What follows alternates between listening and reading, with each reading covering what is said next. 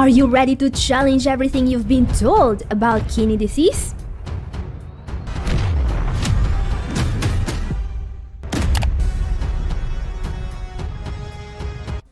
Catherine here. For over a decade, I've been helping CKD patients do what many doctors claim is impossible: get their kidney function back.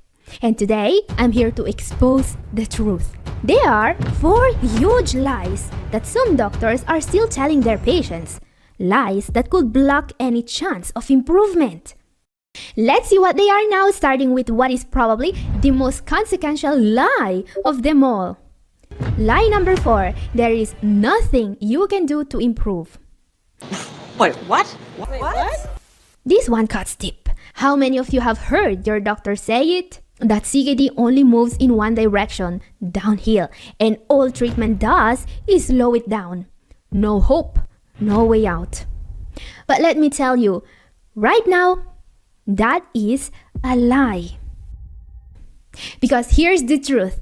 I've witnessed it with my own eyes. Improvement is possible in all the stages.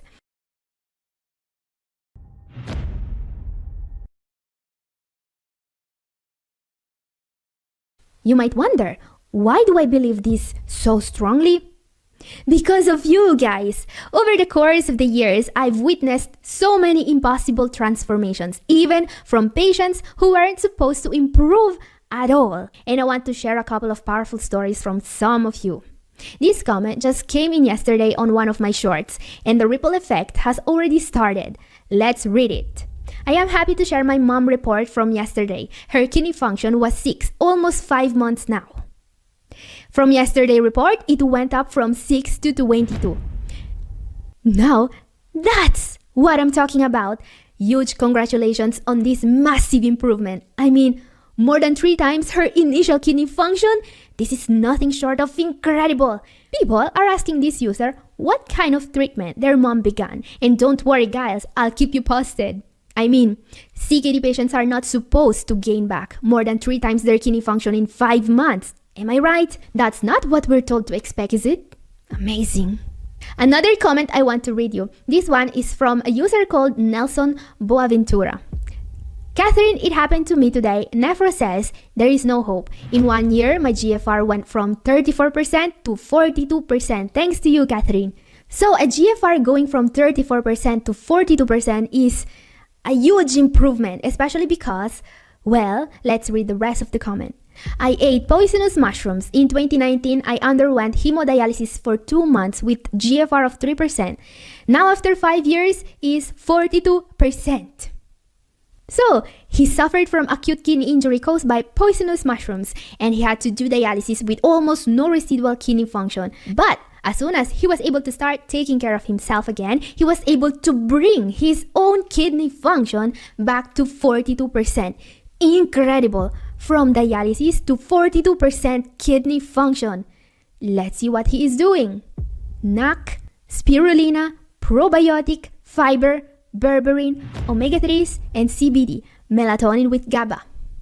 Okay, so my follower here, Nelson Boaventura, not just got out of dialysis, not just was able to recover from a very serious case of acute kidney injury, he also documented his whole journey and he shared with us the remedies he is using. He is taking NAC, one of the most powerful antioxidants on earth. I really believe this helped him. NAC is exceptional, especially when the liver is also involved.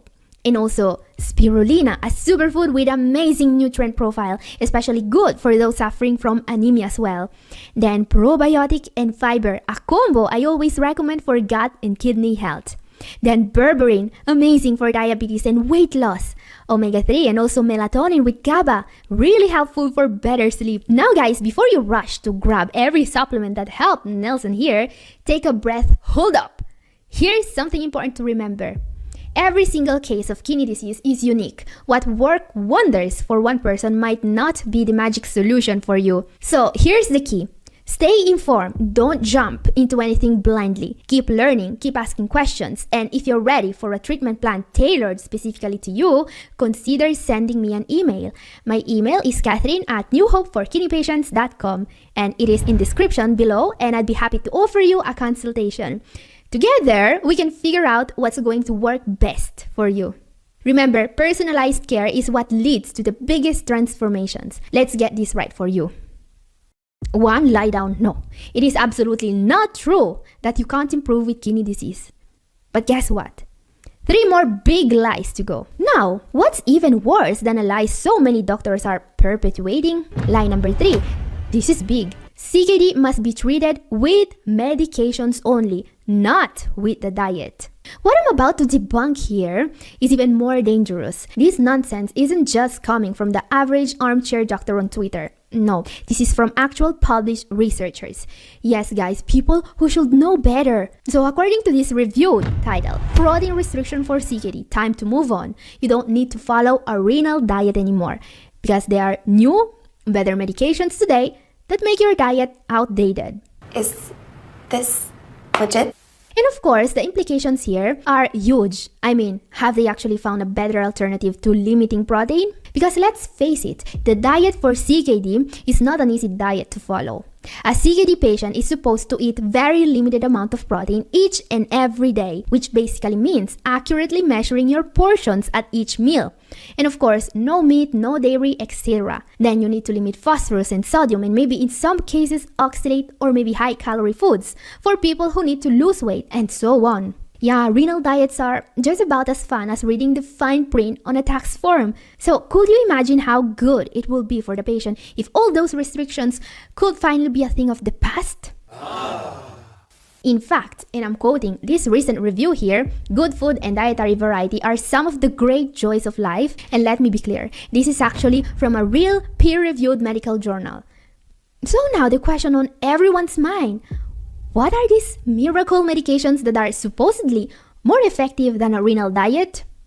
Well, according to this review, the medications that are supposed to save you from kidney failure are renin-angiotensin system blockade and sodium glucose cotransporter 2 inhibitors.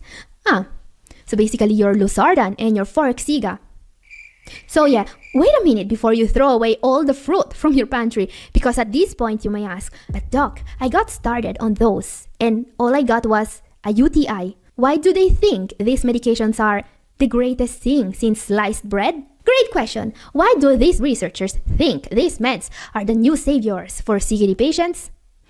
I'd love to ask them that, but I'm guessing their answers will be wrapped in some pharma company logo.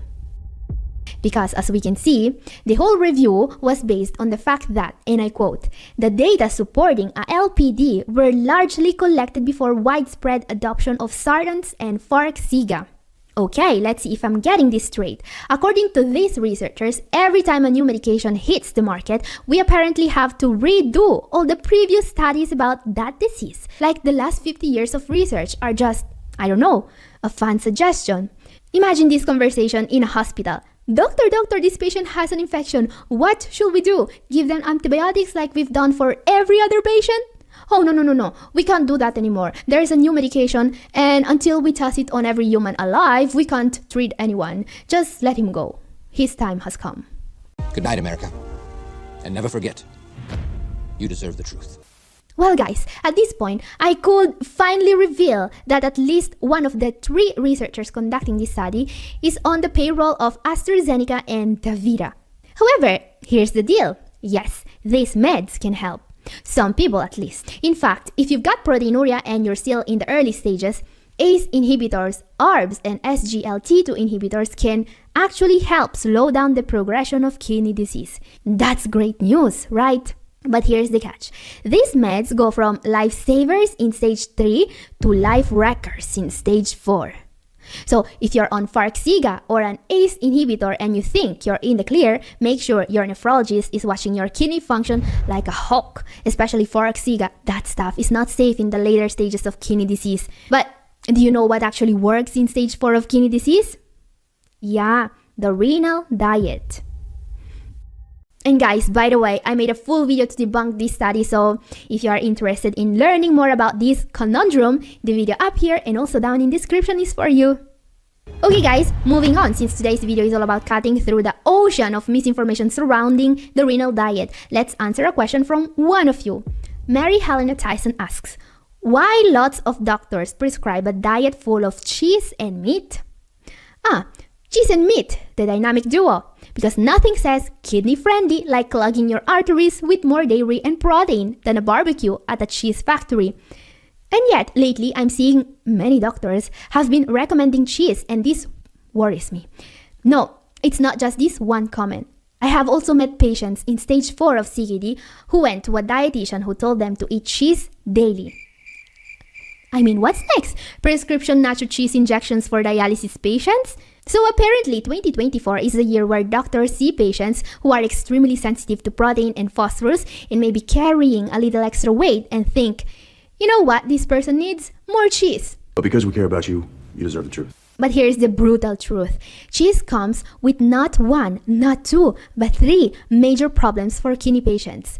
First up, calories. Cheese is very caloric dense if you need to lose weight. Cheese is a no. And I know very well that some patients need the extra calories, especially from something tasty, but don't get them from cheese. In fact, problem number 2, protein. So unless you're on dialysis or aspire to be there soon, you need to avoid that extra protein like it's a telemarketer calling you during dinner. Because problem number 3, phosphorus. Now, if there is one thing even worse for your kidneys and heart than protein, it's phosphorus. Cheese doesn't just have phosphorus, it's practically phosphorus's best friend. And don't think you're safe just because it's natural. It doesn't work like that. Also, many brands also add extra phosphate to their product. Sure, it increases the shelf life of the cheese, but guess what? It decreases the shelf life of your kidneys. How's that for a trade-off? So why? Why do some doctors insist on recommending cheese, you ask? In one word, adherence. That's right, they don't think you'll actually follow a strict renal diet, so they give you what they think you might follow, like throwing you a dietary pity party. Basically, they're saying, they won't stick to a renal diet anyway, so here's some cheese to make it less painful. Well, next time you're talking to your nephrologist or dietitian, be crystal clear. You are willing to do whatever it takes to avoid dialysis, even if that means saying goodbye to your beloved cheddar. And if they still don't listen, fire your doctor. I'm not joking. Find someone better. So question, what's my advice about cheese?